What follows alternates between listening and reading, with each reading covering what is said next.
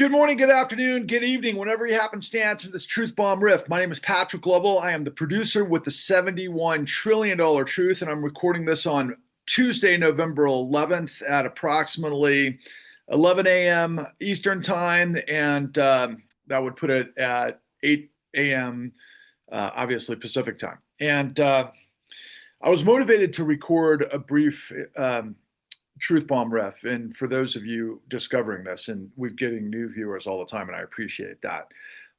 Hopefully, we're going to see infinitely more viewers in the very near future.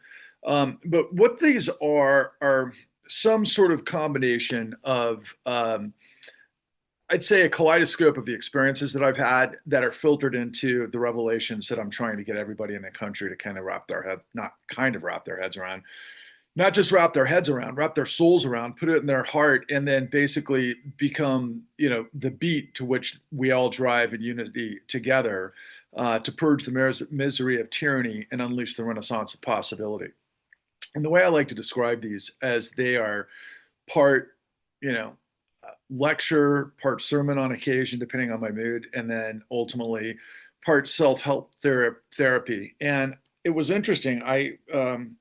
Before I hit play on this, and the reason I'm kind of inspired to record this is because my colleague Roseanne Rabiola-Miele recorded just a very simple message yesterday that they're all lying to you.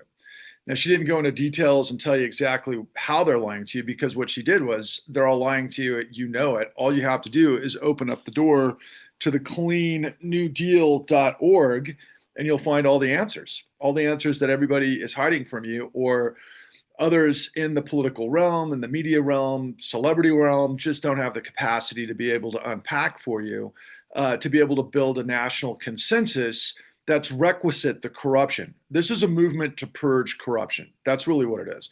And, it's amazing. I've done this now for 3 years. I just looked at my starting date, and it was, I'm going to approach 4 years.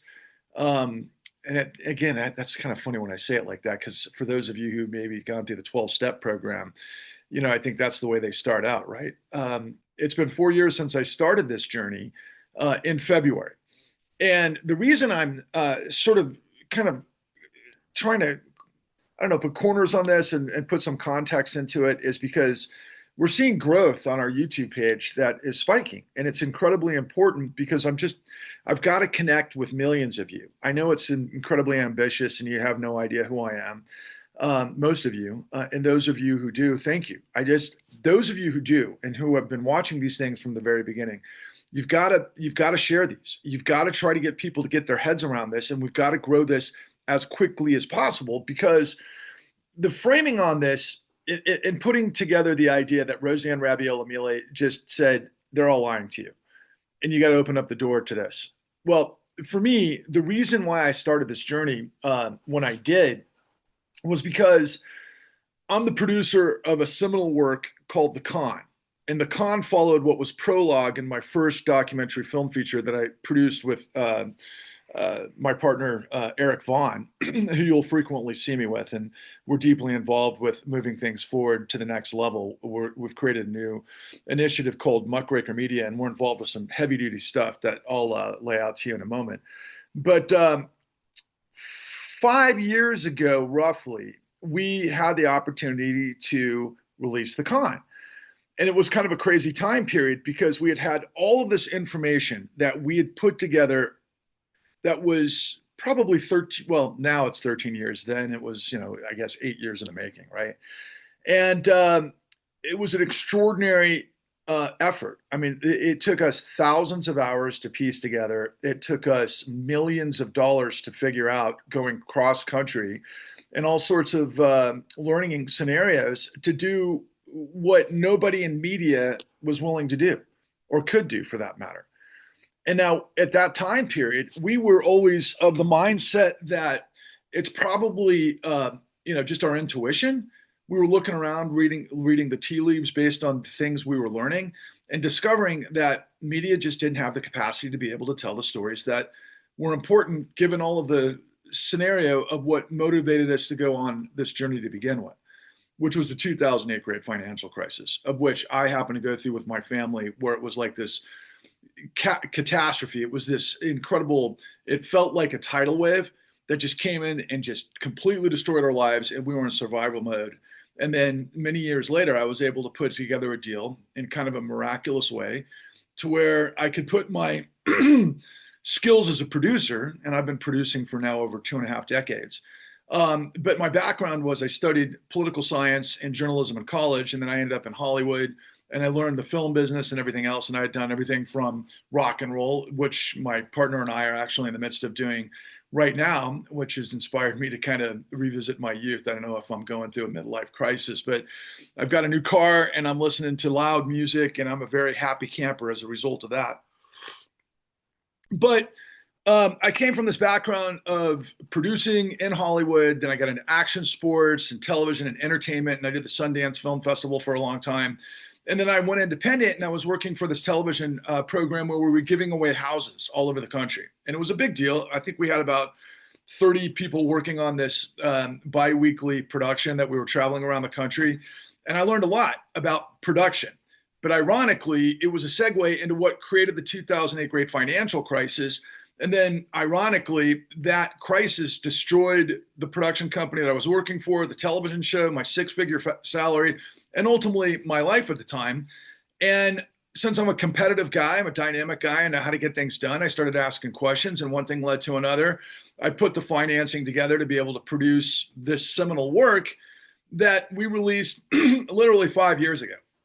And we released it 5 years ago, and I was the one pushing really, really hard to try to make it happen. Now, interestingly enough, in the background, we had put together a situation, because I've been in the Hollywood business for a long time. I know the paradigm. I know how things get done. I know how things get distributed, because that's just what I've been doing. That's been my career forever. And after really years and years and years of being in the business, we finally got the opportunity to be represented at the highest levels of one of the premier agencies in Hollywood. And that is absolutely paramount, because that's how things get done. That's how you wind up on HBO. That's how you wind up on Netflix. That's how you wind up on Apple TV. And throughout this time period, there was a lot of changes to the industry, as there has been to really our country, mostly ferreted out through technology. But that was one side of the equation. But the other side of the equation was, of course, our documentary work was just answering the questions that I had been trying to suss out since 2008. What created the 2008 financial crisis? What was it? And then ultimately I discovered that it never ended. And so we had a 5-part series after we did this documentary film called Forward 13, Waking Up the American Dream, which was prologue. That was kind of the initiation to the whole thing. In the aftermath of the 2008 great financial crisis, where Eric and I went around the country surfing the Occupy Wall Street wave, where we were asking the first questions to try to reconfigure in our minds what was going on. And to the point of, the catalyst for why I'm talking this morning was because, again, like I said, my colleague Roseanne Rabiola did a very simple message yesterday that they're all lying to you and that we have the answers. And what I thought was great about it was that she didn't really offer a lot of detail. And that's really to get you in the door to understand what we're doing. But I'm trying to give you a little bit of context as to why this is, and also to promote or make you aware of some of the things that I've been involved with lately on this YouTube page that I think is really important for you to check out, so that you can have even further context of what we're in the midst of. But 5 years ago, we had the elite representation connected to some of the biggest names in Hollywood, the types of things where you end up in festivals like Sundance and Toronto and Cannes and all of that sort of thing. And it was all going in the right direction. And then suddenly we basically got kneecapped and things weren't going anywhere. And it was weird because we got we got a lot of interest from all the major platforms. And then all of a sudden, crickets. And so we were forced to do an independent distribution scenario. And because I know the business, I was able to hook up with one of the best independent film distributors that specialize in rock and roll, quite frankly, and all sorts of music. They've done stuff on Nirvana and Foo Fighters and Pearl Jam and Grateful Dead and all of these other huge scenarios. And I was able, in Miles Davis, I mean, some of my favorite artists of all time.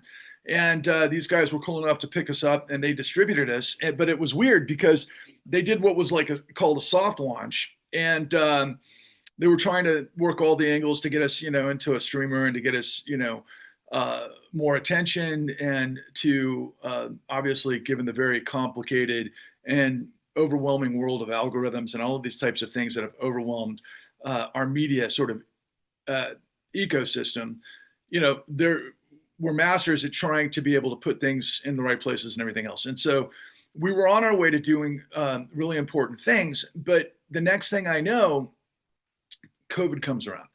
And then all of a sudden, things are weird. We do this independent distribution, but things aren't being seen at nearly the level that they need to be seen at. And then my partner at the time started getting very frustrated, and then decided, okay, I'm going to pull the plug on this. It's not going anywhere.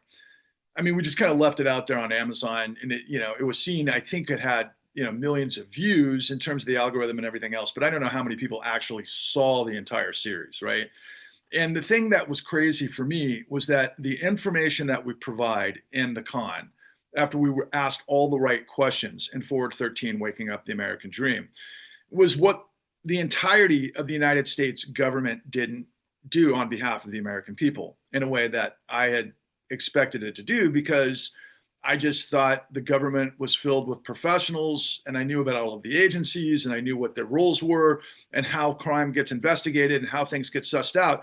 But in the case of the 2008 great financial crisis, and how having it literally wiped out the entire global financial system, where tens of millions of people, I mean, we're talking 150 million people plus, were swept up in this absolute disaster, and many never recovered. The collateral damage was absolutely extraordinary. There were thousands of people, that maybe hundreds of thousands, tens of thousands, depending on the category we're looking at, but that committed suicide, that got divorces, that ended up homeless, that their lives collapsed and they never recovered. And it was absolutely extraordinary. And I was one of those people going through that situation. Now, fortunately for me, it became my career to be able to put all these pieces together. And I went from being just a producer of entertainment to put great products together and all projects together and all that sort of thing. And just for credibility's sake, I do want to mention that I have worked with bands like Nirvana. I never worked with Nirvana. I worked with Green Day. I worked with Pearl Jam. I worked with Metallica and many others. And so and also some of the most well-known Hollywood people you've ever met. I mean, Jennifer Aniston, Keanu Reeves, Robert Redford, God bless him, Godspeed, Robert Redford, one of my heroes, and many more. And I'm not doing that to try to impress you. I'm just doing that to give you some context, because I've been around the block and I know things, right? But again, having studied political science and journalism, and being really involved with kind of the goings on of the world and geopolitics my whole life, just because that's who I was and who I've always been, but also being at the high levels of just how things get done, I've seen a lot. And so when I started piecing things together, what I learned was being a muckraking journalist is a lot harder than being a producer, I can assure you. Because what we had to do on this incredible journey is literally get the equivalent of a law degree, of an economics degree, to understand history, to understand things that I was never taught in college, quite frankly. And I know that most people who go get their master's or their PhD, they're not taught this stuff either. And there's a reason for that.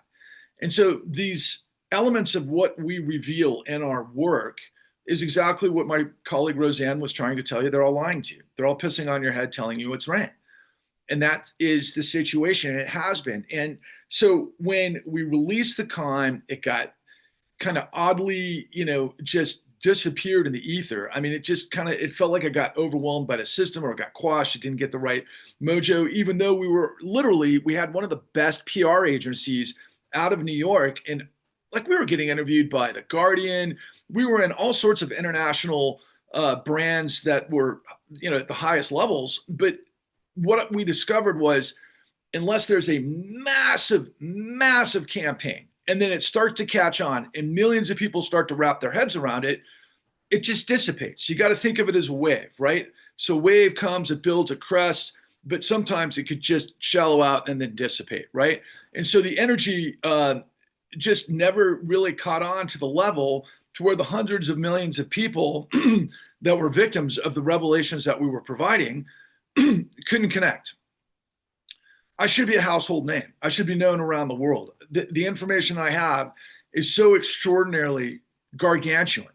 It's monumentally bigger than all of the biggest names of all of the biggest talent that you've recognized globally. It's the biggest story, literally, I think, in the history of the world. I'm sure it is. And that's because I used to be very cautious to say that, but we live in a world that's so completely tied together where information can travel around the world, in a nanosecond, and millions of people can be involved with something and still not quite understand what's going on. And that's kind of what I'm dealing with here. And so I was forced in these truth bombs to try to unpack all of the information I had that was built for season 2 of the con. We were able to show all of the elements that created the 2008 great financial crisis to reveal what was and still is the largest criminal conspiracy and cover up in the history of the world that never ended. But there was so much more information. And so when my partner and distributors and everybody else were like, look, we're not able to, make this work because there was just, we weren't getting enough viewers. It wasn't generating revenue. It wasn't doing what it was supposed to do. And I kept in the back of my mind thinking, my God, were we quashed? And that was in 2022. So I set out on this adventure with this YouTube channel called Patrick Level Truth Bombs the Con, where I just basically started speaking my truths. And so what I was doing was I was revealing the information that I had, but within context of what was going on that day. So whatever was happening in politics, all the way through the Biden administration, through obviously the 2024 campaign, and through now, it has always been to distill what the news of the day is, quite frankly, and ultimately how it kind of back ends to the information that we have. Because you all know, and you know this intuitively, right, that the system is rigged, that the whole thing is corrupt. But 99.9% of you don't know who did what, when, and how. And you can't know that until you're educated about that. And that's what our collective work does. So again, to reiterate, I'll put a link to to Ford 13 Waking Up the American Dream in the description below. And that's free. You can just watch it for free. And hopefully that'll give you a good starting point, because that was actually released, I think in 2013 is when I was out around the country trying to make that happen before I went full bore into the con. And we had been for the last 3 years, had made the con available for free. And it was on this great website, and anybody could check it out.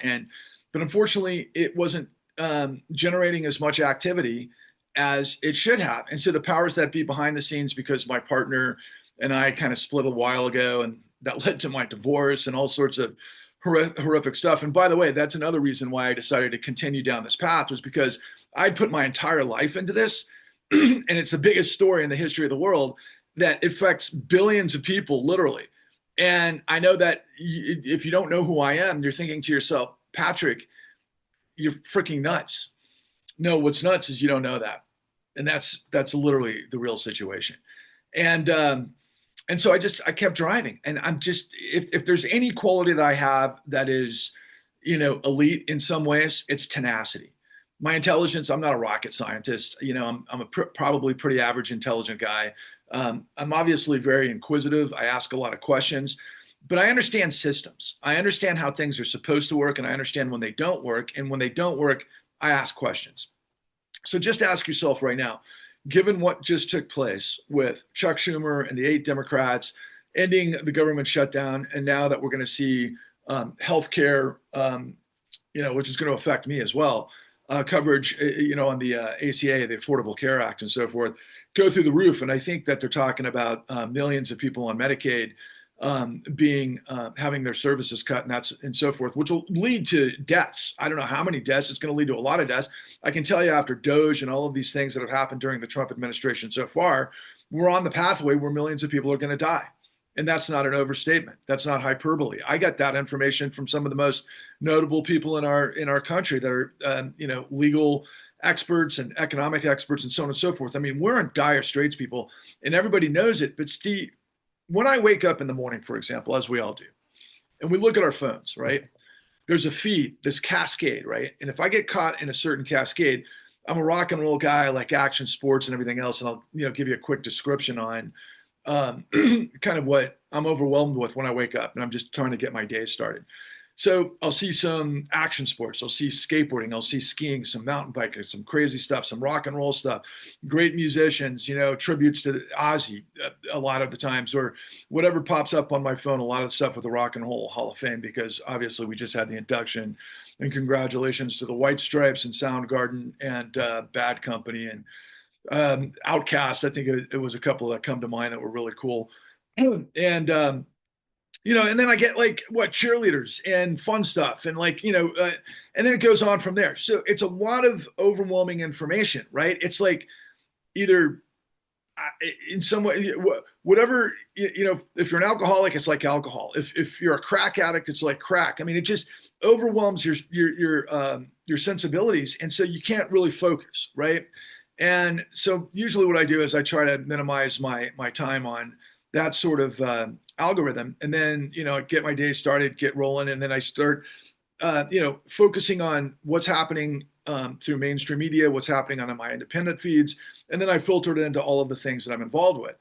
And so it's just remarkable, because as I've been doing these truth bombs, and I think I just mentioned I'm up to 698. Think about that over the course of 3 years, getting close to 4 years.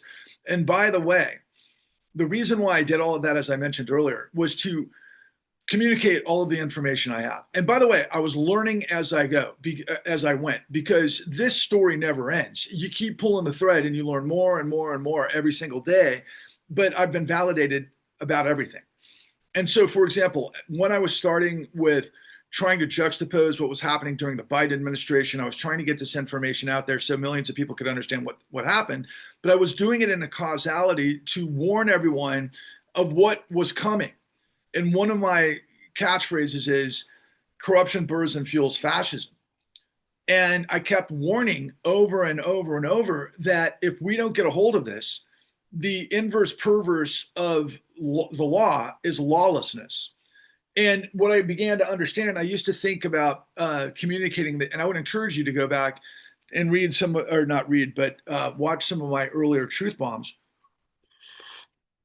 so that you can see the continuity and the consistency. And I hope that really grows with a whole lot of people that start to discover this stuff, because I've been saying pretty much the same thing the whole time. But somebody on the other side of this downstream is going to discover that I've been fighting tooth and nail, clawing through the situation, climbing the mountain on the righteous grind to try to break through this force field, this impenetrable force field of people's ignorance, because they're overwhelmed with information and misinformation, and nobody knows what's going on. They ask the right questions, but they don't take the time to learn. And that's why, when Roseanne says, open up the door to the Clean New Deal, it's all there. It is. But you've got to be motivated to understand what is going on that has complete control of the situation. And it's absolutely absurd. I always say that it's not rocket science, it's racketeering. And that's ultimately what it became. I didn't anticipate when we started this journey 13 years ago that I'd become really one of the most qualified legal experts in all things corruption, but I am.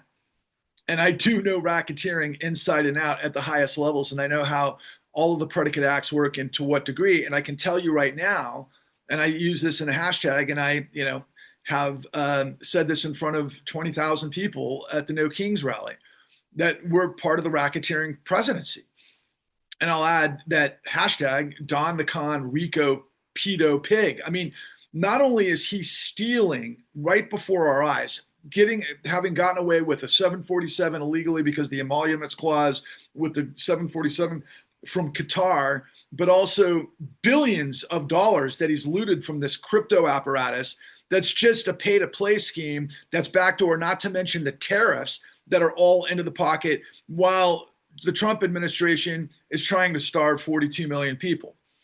Well, at the same time, completely destroyed the institutions of integrity, everything from the Department of Justice and the FBI, but to air traffic control and NOAA, the National, Atmospheric, whatever NOAA stands for. But I mean, the science is involved with a superpower and the trajectory of other things like blowing fishing boats out of the water while unleashing ice on our streets, and just getting rid of due process and habeas corpus. The whole thing is an inversion, a perversion, and they call it flood the zone that started with Doge and all things Elon, and now Elon's out of the picture and doing all weird things, the $1 trillion pay package, and I could go into that. But the point of all of this morning, as you move forward through your day and I move forward through my day, and as we try to get all of these pieces of the puzzle inside your head so you can become activated, is to understand that every single day you get lost in the algorithm and you're not turning up the volume on the truth, all you're doing is buying lies. And the message is stop lying and stop buying lies. But you don't know what you're lying about if you don't know what the situation is. You don't know what lies you're buying unless you don't know what the situation is. So you've got to open up the door and take the red pill. You remember the red pill, blue pill of the Matrix? And you've got to go inside to discover what this entire system has been hiding from you. And it's extraordinary. And everybody knows it from the standpoint that you can see that the billionaires have unbelievable sort of, the wealth disparity is growing larger and larger by the day, and they have all the control. They seem to never fail, and yet everybody else is on this gerbil wheel where they're like on the edge of collapse, like I was back in 2008. And that's the same story. It's the exact same story. Nothing's changed because none of you understand how it works. So I'm going to give you some highlights just so you can take this through your day. But I do want to promote also that on this YouTube page, that really over the course of the last couple of days has been some of the best work that we've done really collectively. Because last Thursday, I did an interview with, or a discussion, I should say, with David K. Johnston and William K. Black. David K. Johnston is Trump's most hated journalist. He's been up Trump's ass for the last 4 decades. He knows everything about Trump, all of his lies, what he does, his psychology, his buffoonery, what he did in Atlantic City, what he did in New York, all of these other elements, not to mention what he was involved with nationally, or internationally, I should say, involving the Russians. I mean, it's just extraordinary that this guy, who is just a two-bit criminal, kept rising through the ranks for all of these weird reasons that I've been learning, even more so from another journalist I interact with, a guy by the name of Zev Shalev, and more to come on him. But I did this interview with David K. Johnston and William K. Black, where they gave us this insight, I should say, into taxes and how that creates even further disparity of wealth, because the whole system is rigged, and they show us how it was rigged. But more interestingly, how it has been rigged throughout the centuries.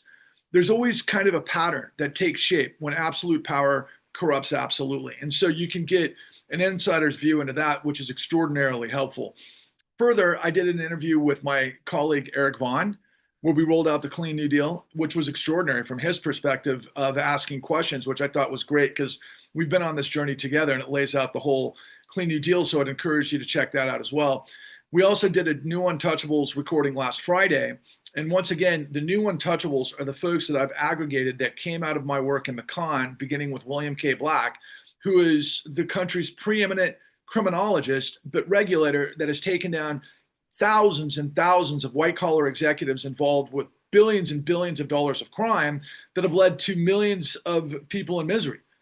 And these are people that have, in him and Paul Peltier and his wife, Bill's wife, June Carbone, and Mark Dan, the former state AG of Ohio, and myself and others that are involved with this, that these guys are the ultimate experts that have been around forever.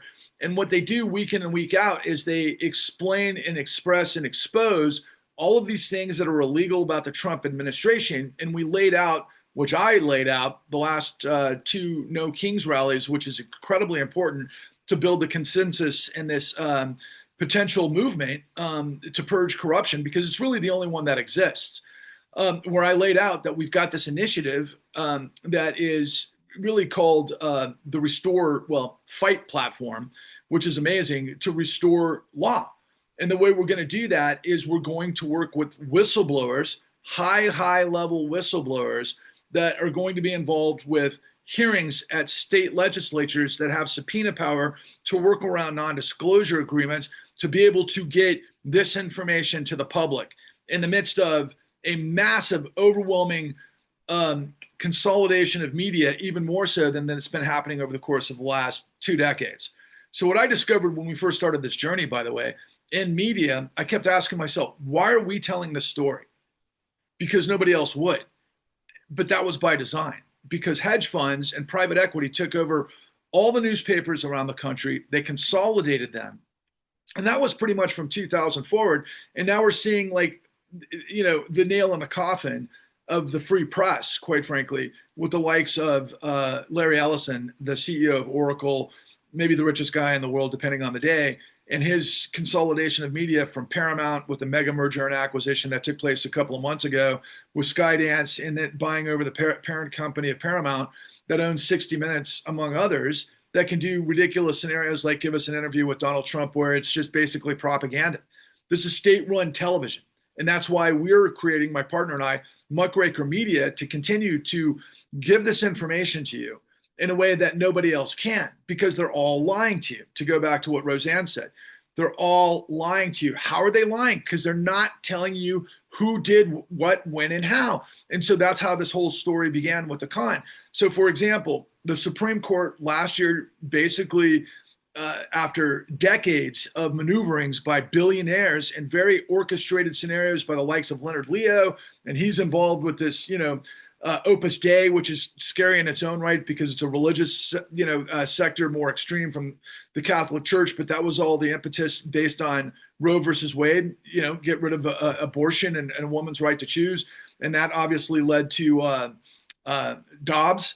And that was 2022. And then we've seen, all of the backdoor channels from the likes of Harlan Crow, thanks to our colleagues at ProPublica, discovered that this billionaire real estate guy out of Dallas who is a neo-Nazi, I don't know, he's not, what's the word? It's almost like a Nazi sympathizer. I mean, the guy has like a signed copy of Mein Kampf, and just weird, but this guy's backdooring a whole lot of money to none other than our only African-American justice, who's the biggest corrupt guy of them all, Clarence Thomas, and his wife, Jenny Thomas, and their involvement with, of course, the Koch Foundation and the Heritage Foundation. The billionaire apparatus took over the Supreme Court to rule in their favor, which is tyranny, and then destroy the liberty and all of the progressive movement over the course of the last literally 50 years, right before our eyes, to not only etch a sketch the Civil War with ignoring the 14th Amendment, Section 3, that no one who is involved with an insurrection can run for public office. And then they knighted the biggest bumbling idiot of all time, the orange turd in chief, our king, the executive presidency, right? And so it's like, well, wait a second, how is that possible? Well, because they're doing what that you don't understand, because they've got the money to be able to do it. Oh my God. So these technocratic forces of Russell Vogt, who came out of the Heritage Foundation, who came out of none other than Phil Graham's Senate, who was probably the chieftain of deregulation in the 90s, working with the Clinton administration, that gave us this madness that basically broke up what we learned after the Great Depression, because of the work of a gentleman by the name of Ferdinand Pecora, who I pretty much emulate every single day, because it's all about the investigation. And to that point, the Supreme Court never said quid pro quo was legal. Of course it's illegal. They just said you have to prove these things. Well, who's going to prove it? Who's going to prove it if the entire Department of Justice is corrupt? Who's going to prove it if the FBI is corrupt? Who's going to prove it if all of the mainstream media has capitulated with the tall building law firms to Donald Trump and this authoritarianism, because they want to maintain their free money, is really what it comes down to, which is socialism or authoritarianism. We could go into eons of history to make the case, but look no further than Russia, really starting in, let's call it the early 2000s, behind Vladimir Putin. We're doing the exact same thing that took place in Russia, which means we're a criminal state. I always say that we're not a democracy and we don't function as a capitalistic system. We're a corporate fascist state undergirded by a criminal syndicate, which is our financial system, that uses the full faith and credit of the United States to guarantee the mafiocracy. That's the con. That is now fueling fascism. That's your world. So who's going to break this up? Who's going to stop this? Who's going to reset the American dream in a way that is something we all grew up believing in, and that we've had 248 years of history defending, where we've lost more lives and treasure than any of us can comprehend? Well, you're looking at it, the Clean New Deal. And why is my name on the marquee? Because I'm the only one who has all this information that's willing to speak it. Like my friend Roseanne said, they're all lying to you, and I speak truth to power all day, every day. Why? Because I guess I come from a rock and roll background, and that's what it's meant to be. Kind of an outlaw, American. That's who I've always been. That's who I am naturally. It's in my DNA. I'm a battler.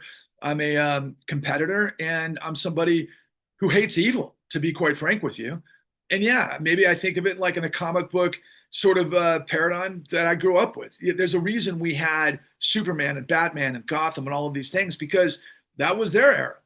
We're living in it at the same time. So, what is the Clean New Deal and what's it going to do that needs to hold your attention so you're not looking at the booty or the football or the really cool, incredible athletes? And I do want to make this point that, yeah, there's a lot of stupidity and dumb people out there, but there's a lot of incredibly superhero like people that are doing amazing things. And I do say this all the time as well. There's so many people that are huge sports fans that can retain encyclopedia, you know, information about history of athletes and odds and this, that, and the other. And so they have the capacity to understand what it is that I'm revealing. They just don't have the interest. And I don't know why, because this is the ultimate game. This is the ultimate hedge. This is the ultimate bet. It's your democracy. It's the life. It's the world. And I'm all about dynamism and making things work. Systems have to work. If you want to be a champion football team, you have to have that system work. And I could go on and on and on. But what is the Clean New Deal do that nobody else is doing? In addition to what I just told you about with the initiative of the Fight platform and getting whistleblowers into state legislatures, that's part of the legal ramifications to turn the table and to basically lull in the Department of Justice, because all of the attorneys left at the DOJ under Pam Bondi that are working for Donald Trump are liars. They're liars, and they're going to lie over and over and over about these whistleblowing cases. And the only thing left that can happen to hold that to account is the American Bar Association. And that's part of that initiative. But we also have to have a comprehensive, paradigmatic solution to what's going on. Because really, when you pull back the curtain on all things Don the Con, Rico, Pedo Pig, it's all about the fossil fuel financial apparatus based on crime. And by the way, that's been a part of that ecosystem for decades, if not centuries. Okay. But we have the technology. We know how things work. We have the ability to reconfigure the entire paradigm of the United States. And we have to think big, like the New Deal. Okay. If you know anything about the New Deal, the Clean New Deal is our generation's New Deal. Okay. But based on what? Because everybody is lost in translation. It's like herding cats. Everybody is to the next thing. They don't have the capacity or the bandwidth to be able to focus on what it means to be a citizen. But now we see so many people in misery that are basically being waterboarded, a giant shit sandwich of pain and suffering. Whether they're people that had SNAP benefits that are going to be starved, or however that works with the government reboot, I suppose, after Chuck Schumer's and a lot of Democrats find it as, the ultimate kowtowing to this, criminal apparatus, or the people that worked at all of these different agencies that I've mentioned to you. I mean, we've got air traffic controllers that are not getting paid. Think about that. The guys that are responsible for the lives in every airplane in this United States are not getting paid. And this while Donald Trump is getting billions of dollars illegally, not to mention bulldozing the East Wing of the White House to build this, facade to himself, like almost like he's Louis XIV, the Sun King, right? And how did that end, by the way? The Reign of Terror, for those of you who know history. And it was also influential with the American Revolution, by the way. Thank you, France, and the Statue of Liberty. But I digress. The Clean New Deal is the paradigmatic solution to all things requisite this corruption that was Project 2025, that is this fusion of religious theocracy, patriarchy, white supremacy, and betrayal to liberty and justice for all. Many people will be like, oh yeah, well, that's the way the United States was created to begin with. Yeah, it was. And we had the 3/5 statutes, and then we had the Civil War. Then we had civil rights. Then we had World War II in between that. I mean, I'm so sick and tired of people acting as if history doesn't matter. History is our guide. We have to try to find the strength and the fortitude to live up to what we inherited because we have fumbled it completely. We have completely decimated our history because we're too overwhelmed. We got too many things going on. We don't know what to do. We don't know which way to orient. So you've got to find me. I've got to be your orb, your light, forcing the truth through the darkness. Do I sound like I'm some sort of zealot? At this point, I am, because the information that I have. So what information do I have? I've got the largest criminal conspiracy and cover up in history that never ended, that led to tens of trillions of dollars being given illegally by our system to the financial fraudsters that destroyed the world. That's like giving the dealers of global crack keys to the safe with endless crack and the code to get in. What do you think is going to happen? Everything you're seeing. What's going on right now at this very second? Well, markets rebounded yesterday because the government opened, but yet there's all sorts of turmoil in the shadow markets that are predicated on the exact same pretend and extend and lend and all of these different liars, loans, and a garden variety of capacity that the financial system feeds on because they get fees by doing all of these different things through all of these sorts of financial products that come from the likes of hedge funds and private equity and asset managers and the too big to fail apparatus. And there's a way that money supply works. There's a way that money gets in the system. There's a way that money goes through the whole parameters to be able to have people, whether it's businesses, whether it's countries, whomever, get loans to be able to do things to circulate and create things that generate what we call broadly the economy. But what we've done is we've turned it into a criminal enterprise. A lot of people in the past have called it a casino, but if you've ever been to a casino, you know there's a lot of different games. Do you want to play a game that you don't understand how it's played? Well, you're not going to last very long if you do. And so what I've done on this journey is I've sussed out every single aspect of how these guys work to just simply get to that point that my colleague Roseanne Rabiola had mentioned to you, that they're all lying to you. Because if they can give you tens of trillions of dollars to guys that are destroying the economy because they're criminals, is that capitalism? Some people would say yes. It's not capitalism unless we redefine capitalism to incorporate all of those definitions, which nobody would accept, because that's the whole smoke and mirrors. That's what it is. But really what it is what I said before. It's just that we're using the full faith of the credit of the United States because it's fiat currency that can provide liquidity through all of these different parameters of what takes place in the plumbing of the Federal Reserve, that all of the too big to fail apparatuses can get money for themselves to put into the economy that we all pay taxes to continue to move this thing forward. But if they're all doing this to jam high prices and, you know, keep wages low and all of those different methodologies of how they can control basically the ecosystem for themselves, that's no longer capitalism. Capitalism is dynamic. It's risk reward. It's people doing their due diligence to come up with innovations that are spectacular, that provide solutions in the marketplace that move society forward, and to the winners go to the victors go the spoils. That's the idea. If you do stupid things where you lie, steal, and cheat and destroy people based on a game of roulette, and you ultimately destroy the entire economy, you're supposed to go to jail or away. But instead, we made a guy who is really, I think, a perfect expression of that, our president, because the entire system is that. And that's what I'm trying to explain to you. And so there are 4 questions that we postulate that get you to understand the perversion of power, because the notion of democracy and liberty is that one person equals one vote, that a citizen can hold power to account. But do we think that's the way it works? No, of course not. How does it work? Well, I'll explain it to you in detail in just a moment, but I'm going to rip through it, and then I hope you'll open up the door and check everything out. So first and foremost, the 4 questions include, what is qualified immunity? Can you answer that question? What is judicial immunity? What is presidential immunity? And then ultimately, how does the electoral college work? Do you have all those answers? I'm sure some of you do, actually.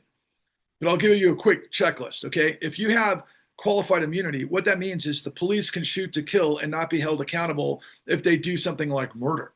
And I've said frequently in my Truth Bomb Riffs here that I'm not against the police shooting to kill. In fact, I encourage it. I would like to have seen a lot more of it during the January 6th insurrection, but that didn't happen, and everything that went with it.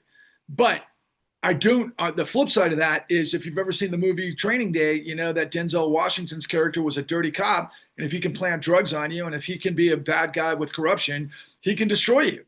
That just gives him immunity to destroy you. That's not what the idea of the founders were, of liberty and justice for all through the Bill of Rights, through the Constitution. We're a nation of laws. That's why we had the American Revolution.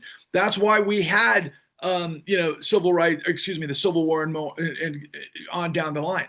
So, no, nobody should be above the law, most notably cops. If they, murder somebody, they need to be held accountable if it was proved in a court of law that, with the evidence that they had intent to kill, and they need to be held accountable. Because otherwise, what's going to stop them from being a fascist force like we're seeing with ICE? In fact, all of those messages that we've seen, I mean, these are messages with the videos of the ICE cops chasing down women and, basically black ops going into the buildings in Chicago and everything else that's happened. I don't need to explain it to you. But, that's a message. It's like, no, we've got all the power. We can do what we want, which means that we're not a democracy. Okay, then what about judicial immunity?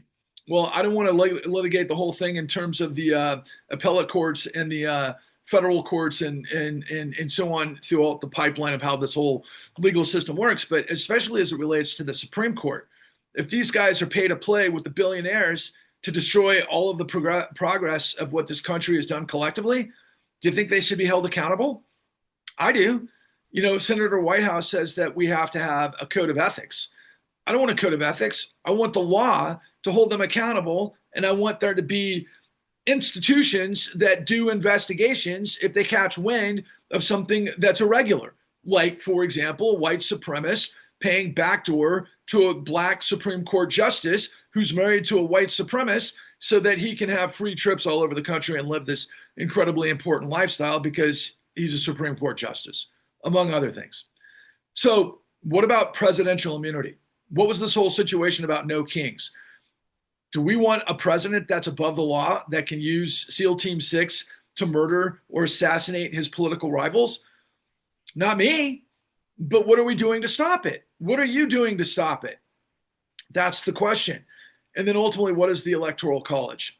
So the precepts of the Clean New Deal are, we've got to get a new Glass-Steagall to align interests in the financial system to get rid of the irregularities of the things that I've just laid out. Irregularities. What a stupid thing. The crime that I just laid out. I literally discovered over the course of the last many years that we have in the statutes of Federal Reserve Act 13.3 that it says you can't use the exigent lending of the United States for speculation of commodities, particularly real estate. What do you think the fucking 2008 great financial crisis was? And why am I the only one telling you that? Why am I a guy with my Vans off the wall and my Nirvana t-shirt, living kind of like my teenage years at 57 years old? Because I can. Why not? But the bottom line is, it wasn't, the guys from the Federal Reserve telling you this, because they were in on it. We gave tens of trillions of dollars illegally to the largest criminal racketeering enterprise in the history of the world. And so we have to create a new Glass-Steagall, because the whole purpose of the Glass-Steagall was to align interest and create the sound and safety of the United financial system, which worked really well for about 70 years until we deregulated the whole thing, which created this monster that we're in the midst of. What's the flip side of creating a new Glass-Steagall? Getting money out of politics. We got to get rid of Citizens United. What happens in the shadows is not good. Ask people who got trained in a freak off at a P. Diddy party, right? I mean, it's insane that we've got legalized corruption. We've got to have a constitutional amendment to end Citizens United. And the next and most probably important precept is to demonstrate that we've given $71 trillion illegally to a criminal financial system that continues to destroy us. And what's next might be magnitudes bigger than what's come before. That's what all there's red lights everywhere. Everybody is out there, a lot of economists, a lot of attorneys, a lot of people that I pay attention to on YouTube, very legitimate people, very credible people. They're looking at all of the signs and all of the different markers of all of the different sorts of pieces of the economy. And yeah, we're in deep shit again, because what happens when you give crack to crack addicts?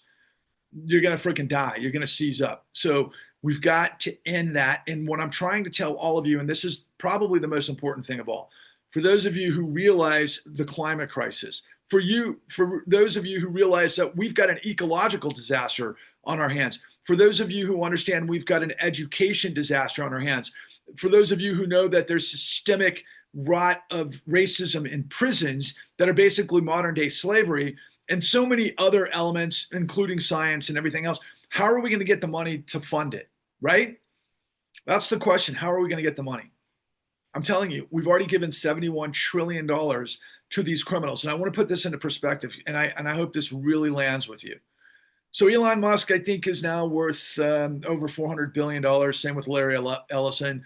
You could take the sum total of probably the top 100 richest families and people on planet Earth, and they're not worth 1/10 of what it is that I'm revealing to you. Okay?